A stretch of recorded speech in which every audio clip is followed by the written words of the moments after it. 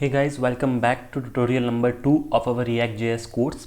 सो guys, पिछले video में या पिछले ट्यूटोरियल में हमने देखा था कि इंट्रोडक्शन अबाउट React.js कि React.js होता क्या है, वो क्या क्या फीचर्स प्रोवाइड करता है और उसके बारे में सभी डिटेल्स। सो अब ये जो सेकंड वीडियो है, इससे हम डायरेक्टली अपना काम स्टार्ट करेंगे। सबसे पहले हमको कोडिंग करने के लिए अपना एनवायरनमेंट सेटअप करना पड़ेगा। अब एनवायरनमेंट सेटअप करने का मतलब क्या है कि हमको एक IDE इंस्टॉल करनी पड़ेगी जिसमें हम कोड लिख सकते हैं, और कोड लिखते टाइम उसको रन करने के लिए डिफरेंट डिपेंडेंसीज सॉफ्टवेयर रहते हैं, तो हम उनको भी इंस्टॉल करेंगे।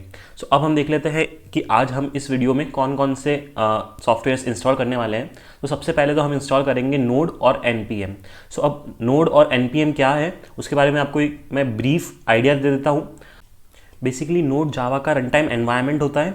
सो अगर जैसे हम कोई भी जावा स्क्रिप्ट का कोड लिखते हैं तो उसको रन करने के लिए हमको ब्राउज़र की नीड पड़ती है।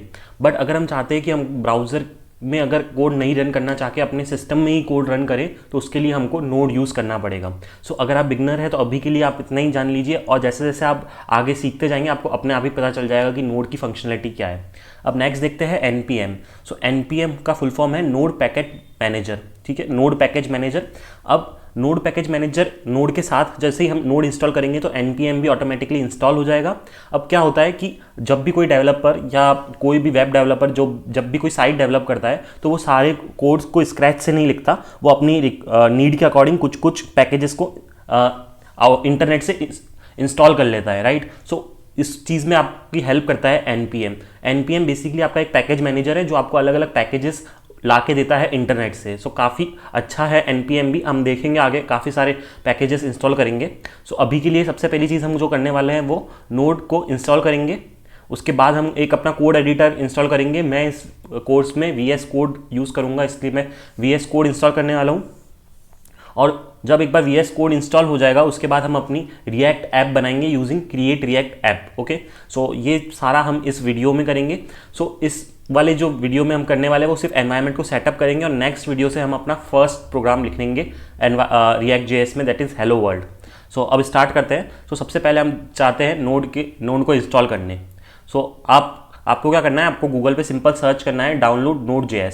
सो आपको जो फर्स्ट लिंक मिलेगा वो ये मिलेगा nodejs.org की तरफ से, आपको ये इंस्टॉल कर लेना है। इस पर क्लिक करेंगे तो आपको ये वाली साइट ओपन हो जाएगी। अब आप यहाँ पे देख सकते हैं कि आपको 3 ऑप्शंस दिख रहे हैं, विंडोज़ इंस्टॉलर, मैक इंस्टॉलर और सोर्स कोड। सो बेसिकली आपका कौन सा ऑपरेटिंग सिस्टम है उसके अकॉर्डिंग आपको सेलेक्ट करके इंस्टॉल कर लेना है। अगर आप मैक पे वर्क कर रहे हैं तो ये, विंडोज़ पे कर रहे हैं तो ये, और अगर आप सोर्स कोड से इंस्टॉल करना चाहते हैं जो कि बहुत कम ही लोग करते हैं तो आप उससे भी कर सकते हैं। सबसे पहले क्योंकि मैं विंडोज़ इंस्टॉलर पर काम कर रहा हूँ तो मैं इस पर क्लिक करूँगा।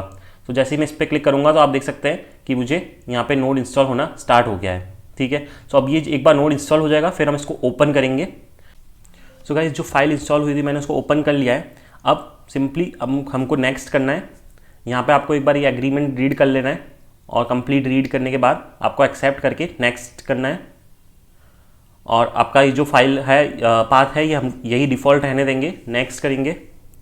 यहाँ पे भी कुछ नहीं करना है, नेक्स्ट और इंस्टॉल। सिंपल इंस्टॉल करने के बाद ये इंस्टॉल होना स्टार्ट हो गया है। एक बार इंस्टॉल कंप्लीट होता है फिर आगे देखते हैं। सो गाइस, नोड का इंस्टॉलेशन अब कंप्लीट हो गया है। सो मैं इसको यहाँ पे फिनिश पे क्लिक कर दूंगा। अब क्योंकि हमने नोड को इंस्टॉल कर लिया है तो हम देखेंगे कि हमारा नोड का कौन सा वर्जन इंस्टॉल हुआ है। सो आप देख सकते हैं जो लेटेस्ट वर्जन है वो है वर्जन 18.14.2, राइट। सो हम चेक करेंगे कि हमारा लेटेस्ट वर्जन ओपन हुआ है या नहीं। सो मैं जाऊँगा CMD में, कमांड प्रॉम्प्ट में। तो जैसे ही मैं CMD टाइम करूँगा मेरा कमांड प्रॉम्प्ट यहाँ पे मुझे शो हो जाएगा और ये ओपन हो गया है, राइट। सो अब मैं क्या करूँगा, अपने कमांड प्रॉम्प्ट में मैं टाइप करूँगा नोड स्पेस -v। ठीक है, तो इससे मुझे नोड का वर्जन दिख जाएगा कि ये मेरा लेटेस्ट नोड का वर्जन इंस्टॉल हो चुका है। अब नेक्स्ट हमने क्या बोला था कि नोड को जब हम इंस्टॉल करते हैं तो साथ ही साथ NPM भी इंस्टॉल हो जाता है। सो हम एक बार अपना NPM का भी वर्जन देख लेते हैं। सो मैं लिखूँगा NPM -v, तो यहाँ पे मुझे अपना NPM का वर्जन भी दिख जाएगा। 9.5.0 हमारा NPM का वर्जन है। सो गाइस, हमने अपना फर्स्ट स्टेप कंप्लीट कर लिया है जो कि था इंस्टॉलिंग नोड एंड NPM। अब हम अपने सेकंड स्टेप पे मूव करते हैं, जहाँ पे हमको इंस्टॉल करना है VS कोड एडिटर। सो मैं डायरेक्टली अपने ब्राउज़र में चले जाऊँगा और वहाँ पे टाइप करूँगा डाउनलोड VS कोड। जैसे ही मैं टाइप करूँगा मुझे फर्स्ट लिंक दिखेगा जिस पे लिखा हुआ है जो कि है code.visualstudio.com की तरफ से। सो ये ऑफिशियल साइट है VS स्टूडियो कोड की। सो जैसे ही हम इस पर क्लिक करेंगे तो ये वाला पेज ओपन होगा। अब यहाँ पे भी सेम ही है, अगर आप जिस भी ऑपरेटिंग सिस्टम से है आपको उसके लिए इंस्टॉल करना है। सो क्योंकि मैं विंडोज़ पे वर्क कर रहा हूँ तो मैं इस पर क्लिक करूँगा। अगर आप यूनिक्स पे कर रहे हैं तो आप इधर करेंगे, और अगर आप मैक पे कर रहे हैं तो आप इसको इंस्टॉल करेंगे। सो अब मैं विंडोज़ पे क्लिक करता हूँ और VS कोड को इंस्टॉल करता हूँ, ठीक है। सो मेरे पास ये पेज हो गया है। अब ये वाला मेरा यहाँ पे इंस्टॉल हो गया, क्योंकि ये 88.8 MB का है। सो थोड़ा टाइम लगेगा, एक बार इंस्टॉल हो जाता है फिर आगे देखते हैं। सो गाइज़ मेरा जब VS कोड इंस्टॉल हो गया उसके बाद में मैंने उसको ओपन कर लिया है, तो मेरे सामने ये स्क्रीन आ रही है।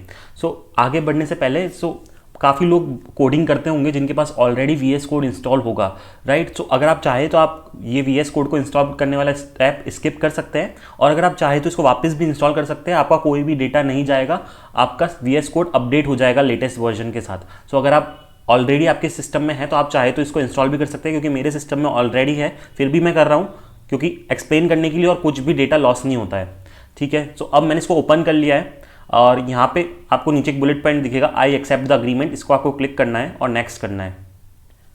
नेक्स्ट करने के बाद जो भी ये चेक बॉक्स है इनको चेक ही रहने देना है। अगर आप चाहते हैं कि आपके डेस्कटॉप पे एक शॉर्टकट आ जाए तो उसके लिए आप ये वाला चेक बॉक्स टिक कर सकते हैं। सो अभी के लिए मैं नहीं करूँगा इसको, और नेक्स्ट मूव कर दूंगा और इंस्टॉल पे क्लिक करेंगे तो हमारे ये इंस्टॉल होना स्टार्ट हो जाएगा। सो गाइस VS कोड का इंस्टॉलेशन अब कंप्लीट हो चुका है। अब हम इसको फिनिश पे क्लिक करेंगे तो ये ऑटोमेटिकली लॉन्च हो जाएगा और ओपन हो जाएगा। सो गाइस हमारा VS कोड अब लॉन्च हो चुका है। सो सबसे पहले हम क्या करेंगे, एक फ़ोल्डर बनाएंगे जहाँ पे हमको हमारा रिएक्ट ऐप इंस्टॉल करना है। सो मैं डेस्कटॉप पे ही अपना एक फ़ोल्डर बना लेता हूँ। मैंने ये फ़ोल्डर बना लिया, इसका नाम मैंने दे दिया है रिएक्ट कोर्स। अब मैं क्या करूँगा, मैं क्रिएट रिएक्ट ऐप की मदद से अपने रिएक्ट ऐप को इंस्टॉल करूँगा।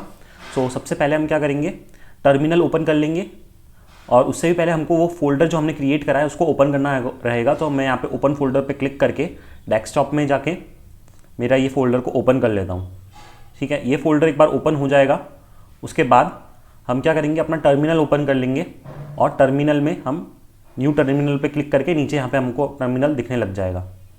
सो मैं अब अपना क्रिएट रिएक्ट ऐप की मदद से अपना रिएक्ट ऐप को इंस्टॉल करूँगा। सो मैं यहाँ पे लिखूँगा npx क्रिएट रिएक्ट ऐप, और यहाँ पे मैं अपने ऐप का नेम दे दूँगा। तो सपोज़ मैं दे देता हूँ माई ऐप, और जैसे ही मैं एंटर करूँगा तो हमारा जो रिएक्ट ऐप है वो इंस्टॉल होना स्टार्ट हो जाएगा। सो ये थोड़ा टाइम ले सकता है, सो आपको टाइम देना है। जैसे ही ये कंप्लीट हो जाएगा, ये पहले मुझसे पूछ रहा है ओके टू प्रोसीड, सो मैं वाई लिख के एंटर कर दूंगा। सो आप देख सकते हैं ये इंस्टॉल होना स्टार्ट हो गया है। एक बार ये इंस्टॉल हो जाता है फिर हम आगे देखते हैं। सो गाइस हमारा रिएक्ट ऐप अब इंस्टॉल हो चुका है। सो आप देख सकते हैं यहाँ पे एक फ़ोल्डर है माई ऐप, जो हमने जिसका नेम दिया था हमारे रिएक्ट ऐप का, और उसके अंदर काफ़ी सारे फोल्डर्स ऑटोमेटिकली क्रिएट हो गए हैं। सो अब आगे बढ़ने से पहले एक चीज़ अच्छे से अंडरस्टैंड कर लेते हैं। हमने यूज़ करा line npx install create react app my app, ये इस कोड की मदद से हमने अपने रिएक्ट ऐप को इंस्टॉल करा है। अब इसके अलावा एक और ऑप्शन होता है जो कि होता है npm की मदद से इंस्टॉल करने वाला। सो npm की मदद से अगर हम जब इंस्टॉल करते हैं तो हमको -g लगाना पड़ता है। इसका मतलब होता है हम क्या करते हैं, पहले ग्लोबली अपने सिस्टम में रिएक्ट ऐप को इंस्टॉल करते हैं और फिर उसको क्रिएट करते हैं रिएक्ट ऐप को। सो वो मेथड के थ्रू जब हम रिएक्ट ऐप क्रिएट करते हैं, सो उसमें क्या होता है कि पहले हमारा रिएक्ट ऐप हमारे सिस्टम में इंस्टॉल होगा और फिर हम अपनी ओन जो भी रिएक्ट ऐप है उसको क्रिएट करेंगे। सो उस वे से करने में क्या होता है कि हमारा स्पेस थोड़ा ज़्यादा लगता है, बट अगर हम npx को इंस्टॉल करके करते हैं, npx की मदद से करते हैं, तो हमारा एक बार में इंस्टॉल हो जाता है react app according from the internet. Okay, so बस इतना ही डिफरेंस है, ज़्यादा कुछ डिफरेंस नहीं है। अगर आप किसी भी तरीके से करें आपका रिएक्ट ऐप इंस्टॉल हो ही जाएगा। सो अब हम देखते हैं कि इसके अंदर इतनी सारी फाइल्स डाउनलोड हो चुकी है। सो ये जो फाइल्स क्या है क्या नहीं है वो हम नेक्स्ट वीडियो में देखने वाले हैं डिटेल में। अब हम क्या करते हैं, डायरेक्ट इसको लॉन्च करते हैं। सबसे पहले तो हम क्या करेंगे, cd माई ऐप कर लूँगा मैं, ताकि मैं माई ऐप में चले जाऊँ एक बार। सो ये करने के बाद अब मैं क्या करूँगा, npm स्टार्ट करूँगा। सो ये करते ही मेरा जो रिएक्ट ऐप है वो लॉन्च हो जाएगा और हमको ब्राउज़र में दिखेगा। सो हमारा रिएक्ट ऐप स्टार्ट हो चुका है। सो आप देख सकते हैं कि ये एक बाय डिफ़ॉल्ट जो रिएक्ट का एक सिंगल पेज एप्लीकेशन होती है वो हमारी इंस्टॉल हो चुकी है। अब हमें क्या करना रहता है कि इसी को कस्टमाइज़ करके अपनी ओन नीड से इसको हमको वेबसाइट डेवलप करनी रहती है। सो हम नेक्स्ट वीडियोज़ में देखेंगे क्या क्या कंसेप्ट है। सो आज के वीडियो में इतना ही। अगर आपको कुछ भी डाउट्स है किसी भी टॉपिक पे, सो मेक श्योर ज़रूर पूछना कमेंट में। And thanks for watching the video. मिलते हैं नेक्स्ट वीडियो में।